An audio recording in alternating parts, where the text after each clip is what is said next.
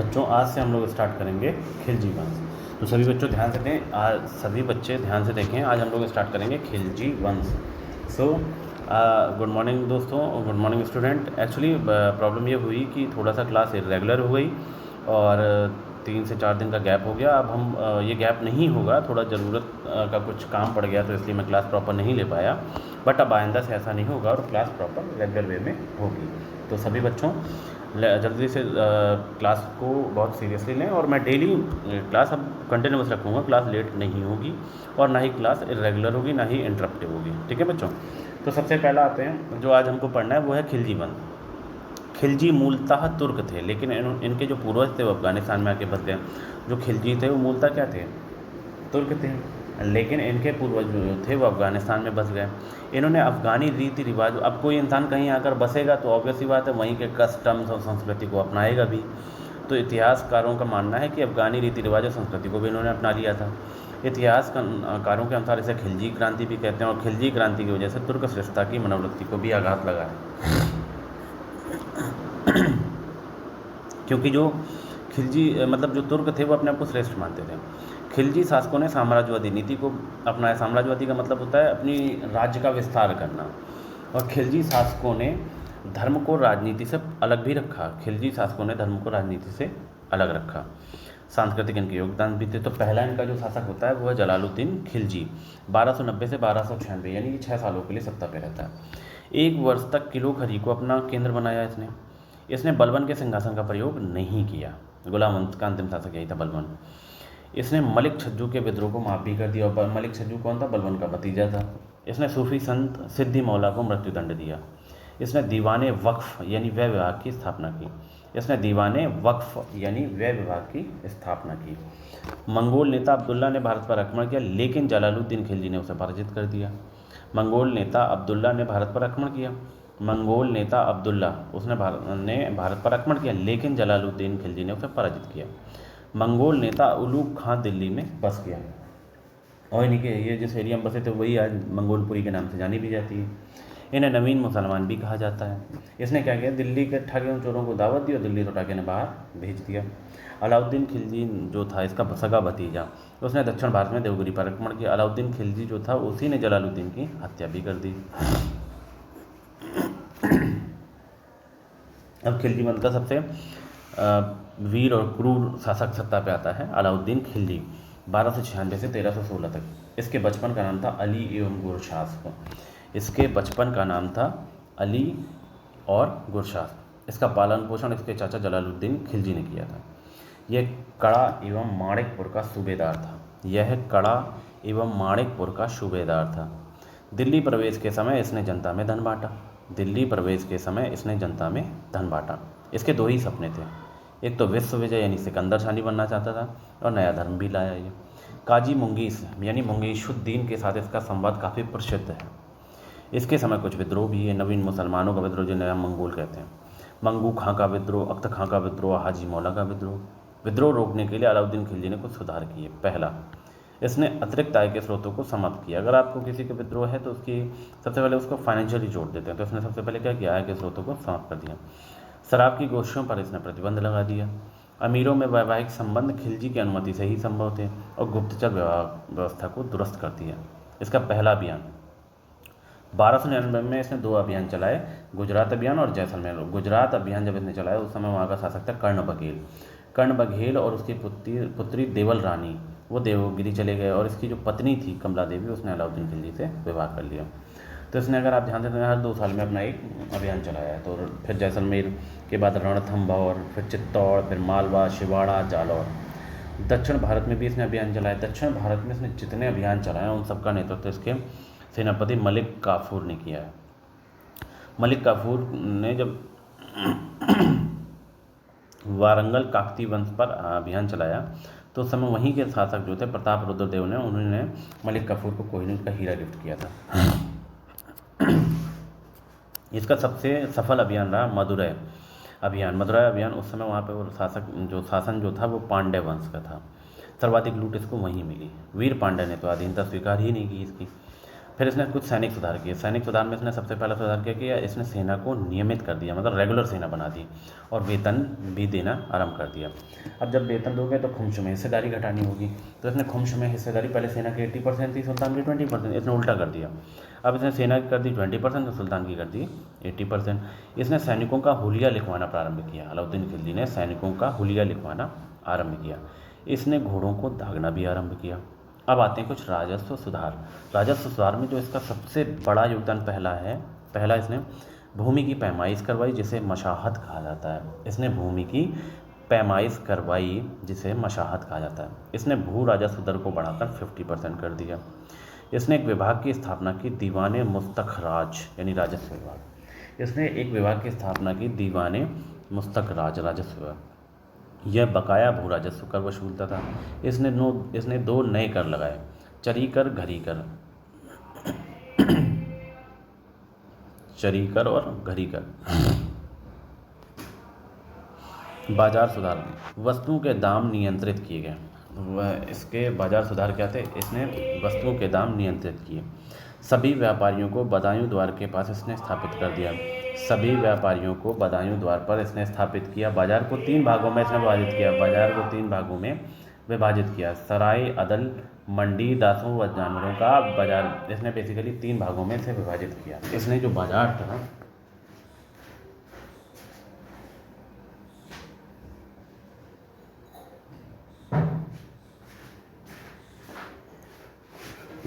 बाजार था, उसको बेसिकली 3 भागों में विभाजित किया।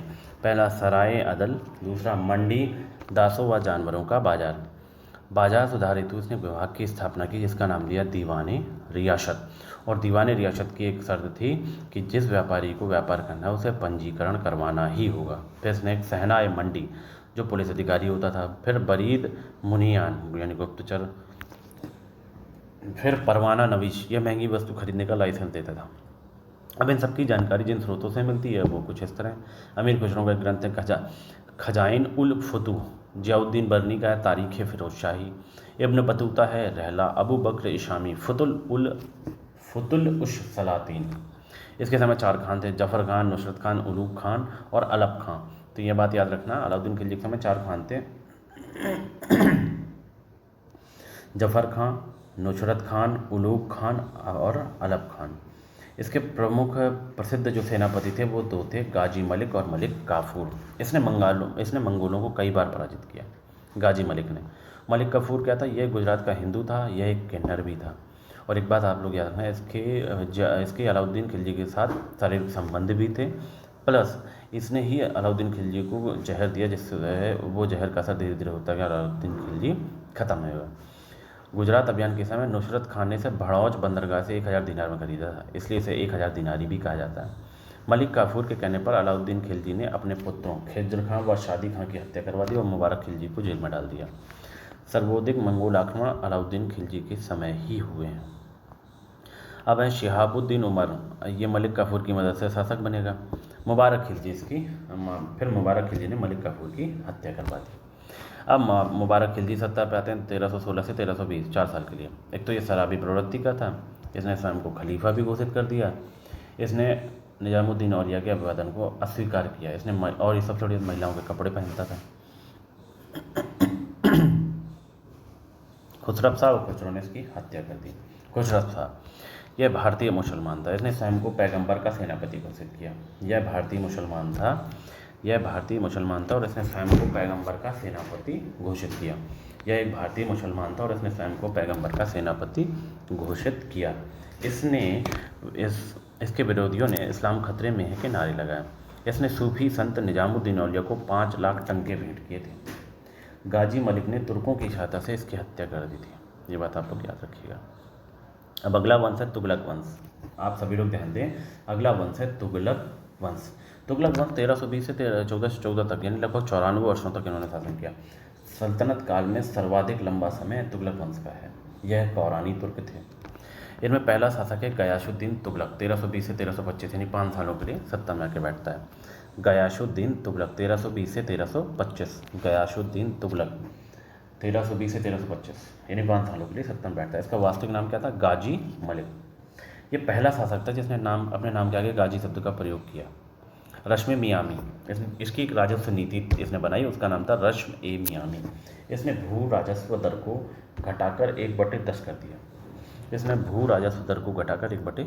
दिया। इसने नहरों का निर्माण भी करवाया। सूफी संत निजामुद्दीन औलिया के साथ इसका विवाद हो गया। एक सूफी संत थे, बच्चों आप सभी लोग ध्यान दें, एक सूफी संत थे, संत निजामुद्दीन औलिया, उनके साथ इसका विवाद भी हुआ। और निजामुद्दीन औलिया ने ही इसके लिए कहा था, हनूज दिल्ली दूरस्थ, दिल्ली अभी दूर है। लकड़ी के महल में दबकर इसकी मृत्यु हो गई थी। लकड़ी के महल का जो निर्माण था वो जौना खां ने करवाया था। सल्तनत काल का प्रथम सुल्तान था गयासुद्दीन तुगलक, जिसने नहरों का निर्माण कराया। सल्तनत काल का ये पहला शासक है जिसने नहरों का निर्माण करवाया था। दूसरा शासक का बात है तुगलक वंश में, मोहम्मद बिन तुगलक 1325 से 1351, लगभग 26 वर्षों के लिए सत्ता करा। इसका वास्तविक नाम क्या था? जौना खां। मोहम्मद बिन तुगलक का जो वास्तविक नाम था वो क्या था? जौना खां। यह निजामुद्दीन औलिया का शिष्य एवं अनुयायी था। यह सल्तनत काल का सबसे विद्वान शासक था। इसे कई भाषाओं का ज्ञान था, जैसे तुर्की, अरबी, फारसी। इसे कई विषयों का ज्ञान भी था। भाषाओं में तुर्की, अरबी, फारसी थी। और कई विषयों पर ज्ञान था, दर्शन शास्त्र, सुलेखन, ज्योतिष शास्त्र, खगोल शास्त्र। और इतिहासकार इसे पागल एवं रक्त पिपासु भी बताते हैं। यह एक प्रयोगधर्मी शासक था। प्रयोगधर्मी का मतलब होता है ये नई नई चीज़ें करता रहता था। जैसे इसका पहला प्रयोग, जो गंगा यमुना दोआब में इसने कर वृद्धि कर दी। जहाँ गंगा यमुना आकर मिलती थी वो उस एरिया को दोआब कहा जाता है। जहाँ पर दो नदियाँ आके मिलती हैं उसको दोआब कहते हैं। तो उस एरिया पे इसने कर वृद्धि कर दी। इसने कर को बढ़ाकर 1/2 कर दिया। लेकिन वहाँ अकाल पड़ गया तो इसे किसानों को अग्रिम कृषि ऋण भी देने पड़ गए। इसने कृषि विभाग की स्थापना की, जिसे दीवाने अमीर को ही कहा गया। इसने मोहम्मद बिन तुगलक ने क्या किया? मोहम्मद बिन तुगलक ने एक नए कृषि विभाग की स्थापना की, जिसे क्या कहा गया? दीवाने अमीर को ही। फिर इसने प्रतीकात्मक मुद्रा भी चलाई। इसने चांदी के सिक्कों के स्थान पर तांबे के सिक्के चलाए, लेकिन यह प्रयोग असफल रहा। इसने प्रतीकात्मक मुद्रा चलाई तो उसमें क्या था? इसने चांदी के सिक्कों के स्थान पर तांबे के सिक्के चलाए, जो कि असफल रहा। उसके असफलता के कारण क्या रहे? पहला, जनता इसके महत्व को समझ नहीं पाई। अधिकारियों द्वारा इसे सहयोग नहीं मिला। जाली मुद्रा भी आ गई। विदेशी व्यापारियों ने इसे स्वीकार भी नहीं किया। और अपूर्ण तैयारी सबसे बड़ी बात थी। फिर इसने राजधानी परिवर्तन की। इसने देवगिरी को नई राजधानी बनाया गया इसके द्वारा, और इसने उसका नाम रख दिया दौलताबाद, लेकिन यह प्रयोग भी असफल रहा। इसने परिवर्तन के कारण राजधानी परिवर्तित क्यों की थी? पहला, इब्न बतूता एवं अबू बकर इशामी के अनुसार जनता सुल्तान को गालियों भरे पत्र लिखती थी, इसलिए इसने जनता को दंडित किया।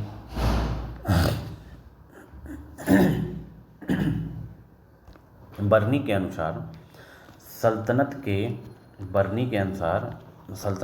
जो बर्नी है वो बताते हैं कि बर्नी के अनुसार सल्तनत के केंद्र में राजधानी स्थापित की गई। कुछ इतिहासकारों के अनुसार मंगोलों के आक्रमण से बचने के लिए राजधानी परिवर्तन किया गया। जो कुछ इतिहासकार हुए हैं उनका मानना है कि मंगोलों के आक्रमण से बचने के लिए इसने राजधानी परिवर्तन किया। उस समय मंगोलों ने भारत पे एक बार आक्रमण किया था और इसका नेता था तमराश रीन। वास्तविकता में राजधानी का पूर्णतः स्थानांतरण कभी हुआ ही नहीं। हमें दिल्ली डकसाल के सिक्के भी प्राप्त हुए। अरब यात्री अब्बासी 2 राजधानियों को उल्लेख भी करता है। तो खुरासान अभियान, मोहम्मद बिन तुगलक ने 3.70 लाख सैनिकों की भर्ती की, उन्हें अग्रिम वेतन भी दिया। अब एक बताओ, तुम सेना आज भर्ती कर रहे हो, उन्हें वेतन अगले 1 साल का दे दोगे तो योजना घाटे में ही है, तो ये योजना बाद में रद्द हो गई। फिर एक कराचिल अभियान में इसने अपनी सेना भेज दी, लेकिन वहाँ आपदा हो गई, नेचुरल इंसिडेंट हुआ, तो उसमें इसकी सेना के लोग मारे गए। उसमें 3 लोग जीवित बैठे, जिसको इसने मृत्युदंड दे दिया। सर्वाधिक विद्रोह इसके समय हुए। सल्तनत काल में सबसे ज़्यादा विद्रोह मोहम्मद बिन तुगलक के कार्यकाल में हुए, और इसके समय सल्तनत सबसे विस्तृत था। यह धार्मिक रूप से सहिष्णु शासक था। होली इसका पसंदीदा त्यौहार था। धार्मिक रूप से सहिष्णु का मतलब होता है कट्टर नहीं था किसी भी धर्म को लेकर। इब्न बतूता, यह मोरक्को अफ्रीका का निवासी था। 1333 में भारत आया। मोहम्मद बिन तुगलक ने इसे दिल्ली में काजी के पद पर नियुक्त किया। इसे कुछ दिनों के लिए जेल में भी डाला था। तुगलक ने इसे दूत बनाकर चीन भेजा। इसने अपना यात्रा वृत्तांत चीन में जाकर लिखाया, रहला अरबी भाषा में। 1391 में थट्टा सिंध में मोहम्मद बिन तुगलक की मृत्यु हो गई। अगले शासक आते हैं फिरोज तुगलक 1391 से 1386। अगले शासक आते हैं फिरोज तुगलक 1351 से 1386। इनका राज्याभिषेक ठट्टा यानी सिंध में हुआ। यह मोहम्मद बिन तुगलक का चचेरा भाई था। फिरोज तुगलक मोहम्मद बिन तुगलक का चचेरा भाई था और वास्तविक उत्तराधिकारी तो कतई नहीं था। यह अमीर और उलेमाओं की सहायता से शासक बना। अब आप किसी की सहायता से शासक बनोगे तो 100% श्योर है कि आपके समय में वही लोग सबसे ज़्यादा पावरफुल होंगे। तो जो अमीर और उलेमा थे इसके समय अत्यधिक शक्तिशाली हो गए थे। भ्रष्टाचार भी खूब बढ़ गया था। अफीफ इतिहासकार भ्रष्टाचार की जानकारी भी देता है और फिरोज ने अमीरों के पदों को वंशानुगत भी कर दिया। सुधार, इसने हिसामुद्दीन जुनैद से राज्य की वार्षिक आय की गणना करवाई जो 6.78 करोड़ टंका थी। इसने 3 नए सिक्के चलाए, ससगनी यानी 6 गुना, अट्टा यानी 1/2, बिख यानी 1/4। इसने सरिया कानून के अनुसार केवल 4 कर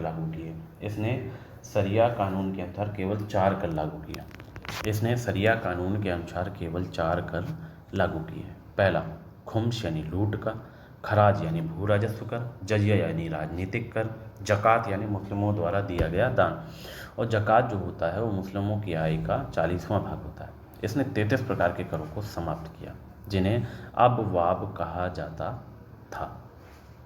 इसने नहरों का निर्माण भी करवाया। इसके समय प्रमुख नहरें क्या थी? राजाबाई और उलूग खानी। इसने 300 शहरों की स्थापना भी की। प्रमुख शहर फिरोज शाह कोटला जिसे हम 5वीं दिल्ली कहते हैं, फिरोजाबाद, फिरोजपुर, हिसार फिरोजा, फतेहाबाद जो है इसने अपने पुत्र फतेह खान की याद में बनाया। जौनपुर अपने भाई जौना खां की याद में। बंगाल लौटते समय जौनपुर शहर भी इसने बसाया। इसने 1200 उद्यानों का निर्माण भी करवाया। इसने कुछ विभागों की भी स्थापना की। किसने?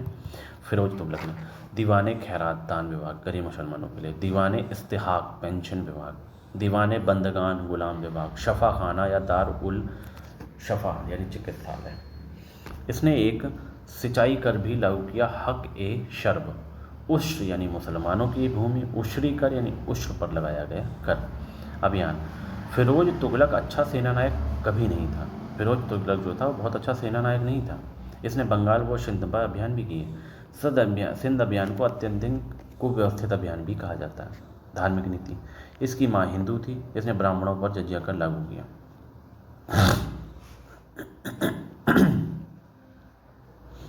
बंगाल अभियान से लौटते समय पुरी के जगन्नाथ मंदिर को इसने तोड़वाया। इसने ज्वाला देवी मंदिर को भी तोड़वाया। ज्वाला देवी मंदिर से प्राप्त संस्कृत पांडुलिपियों का इसने फारसी में अनुवाद भी करवाया। अनुवाद, अजीजुद्दीन। अनुवाद का नाम दलाइल फिरोज शाही। फिरोज की एक अपनी आत्मकथा है जिसे कहते हैं फुतुवात फिरोज शाही। जियाउद्दीन बर्नी की ने कुछ पुस्तकें भी लिखी इसी पे, तारीख फिरोज शाही और फतवाए जहांदारी। शमशेष राज अफीफ की कुछ पुस्तकें हैं, तारीफ फिरोज शाही।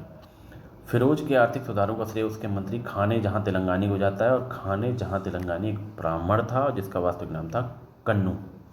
अब अगले शासक बनते हैं गयासुद्दीन तुगलक द्वितीय 1386। इस समय गुलाम अत्यधिक शक्तिशाली हो गए थे। इसके समय में सल्तनत कई भागों में बट भी गया था। फिर आते हैं नासिरुद्दीन महमूद 1394 से 1412 तक। इसमें जो सल्तनत जो थी वो दिल्ली से पालम तक फैला हुआ था। 1398 तैमूर ने भारत पर आक्रमण किया एवं दिल्ली को लूट लिया। इसी के काल में तैमूर ने भारत पर आक्रमण किया था बेसिकली दिल्ली में और आकर दिल्ली को खूब लूटा। और दिल्ली का जो सुल्तान था वो दिल्ली छोड़कर भाग गया। एक भिखारी दौलत ने तैमूर को लंगड़ा कहा था, इसीलिए उसका नाम पड़ गया तैमूर लंग। लंग मतलब लंगड़ा। तैमूर भारतीय कारीगरों को अपने साथ समरकंद ले गया। भारतीय कारीगरों ने समरकंद में तैमूर के मकबरे का निर्माण भी किया। फिर 1412 से 1414 दौलत खां लोधी, खिज्र खान ने इसकी हत्या कर दी थी। अब आते हैं सैयद वंश 1414 से 1451। ये बात आप सभी लोग याद रखें। दौलत खान लोधी की हत्या किसने की? खिज्र खान ने। तो खिज्र खान ही सैयद वंश का संस्थापक बनेगा। तो सैयद वंश आता है 1414 से 1451। इन्हें मोहम्मद साहब का वंशज भी कहा जाता है। बच्चों, सैयद वंश को मोहम्मद साहब का वंशज भी कहा जाता है। सबसे पहला खिज्र खां 14 से 1421। तैमूर ने इसे मुल्तान एवं पंजाब का गवर्नर बनाया। किसको? खिज्र खां को, क्योंकि तैमूर ही उस समय भारत पर आक्रमण कर चुका था, दिल्ली उसने लूटी। इसने सुल्तान की उपाधि धारण नहीं की। उपाधि रैयत ए आला, इसको उपाधि दी गई थी रैयत ए आला की। ये स्वयं को जो तैमूर का पुत्र था शाहरुख, उसका प्रतिनिधि मानता था। अब है मुबारक शाह 1421 से 1434। शाह की उपाधि धारण की। याह्या बिन अहमद सरहिंदी, तारीख़ मुबारक शाही। फिर जो अगले सैयद वंश में आते हैं मोहम्मद शाह, मुबारक शाह के बाद आते हैं खिज्र का। पहला शासक कौन था सैयद वंश में? खिज्र खां। फिर दूसरे थे मुबारक शाह, तीसरे हैं मोहम्मद शाह 1434 से 1445। इनको पढ़ने का टाइम पीरियड लेने का कोई ज़्यादा इंपॉर्टेंस है नहीं, बहुत कोई क्वेश्चन नहीं आता।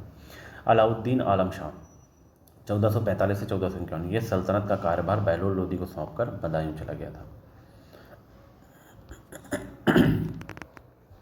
ठीक है बच्चों, अब अगला जो हम शासन पढ़ रहे हैं, अगर आप ध्यान से देखें, लोदी वंश। बच्चों अगला जो हमारा शासन है वो है लोदी वंश। तो अगर आप देखें लोदी वंश 1451 से 1526 तक, इनका संबंध अफगानों की शाहू खेल शाखा से था। किनका? लोदियों का। इनका संबंध अफगानों की शाहू खेल शाखा से था। इनके पूर्वज घोड़ों के व्यापारी थे। किनके? लोदी वंश के।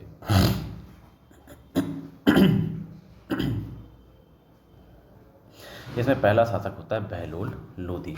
1451 से 1489। अफगानों का समाज समतामूलक समाज था। सुल्तान को समानों में प्रथम माना जाता है। बहलोल अपने अमीरों का सदैव स्वागत करता था। ये बात आप लोग याद रखें, बहलोल अपने अमीरों का सदैव स्वागत करता था। यह सिंहासन का प्रयोग नहीं करता था। वह अपने अमीरों को मसनद ए आली पुकारता था। इसने जौनपुर को जीत लिया। इसने सिक्के चलाए, जिन्हें बहलोली सिक्के चलाए, जो मुगल काल तक मान्य थे। फिर अगले शासक इनके हुए सिकंदर लोदी। ये बड़े फेमस हैं। इनके समय पे लोदी वंश काफ़ी ऊपर था। 1489 से 1517 तक इन्होंने शासन किया सिकंदर लोदी ने। इसने सिंहासन का प्रयोग आरंभ किया। इसने सुल्तान के पद को गरिमामय बनाया। इसने अमीर शाही फरमान का भी सम्मान करते थे। गुल रुखी उपनाम से लिखता था। इसने आगरा शहर की स्थापना की 1504 में। किसने? सिकंदर लोदी ने। एवं 1506 में इसे राजधानी भी बनाया।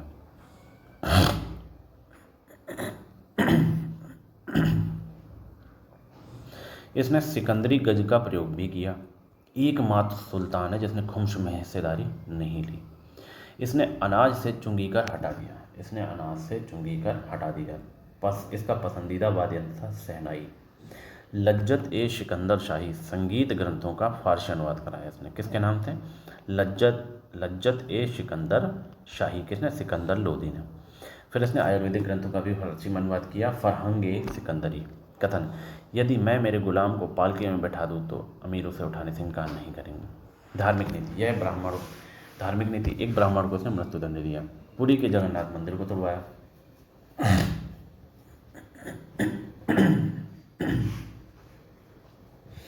ज्वाला देवी मंदिर को इसने तोड़वाया। ज्वाला देवी मंदिर को तोड़ने पर उसकी मूर्तियों के टुकड़ों को इसने कसाईयों में वितरित कर दिया। फिर महिलाओं के मजार जाने पर रोक लगाई। मजार क्या होता है? मजार प्लस मस्जिद को मिला के दरगाह बनती है जहाँ पर नमाज भी पढ़ी जा सकती है। इसने महिलाओं के मजार जाने पर। फिर अगला शासक होता है इब्राहिम लोदी 1517 से 1526। इसने अपने व्यवहार से अमीरों को नाराज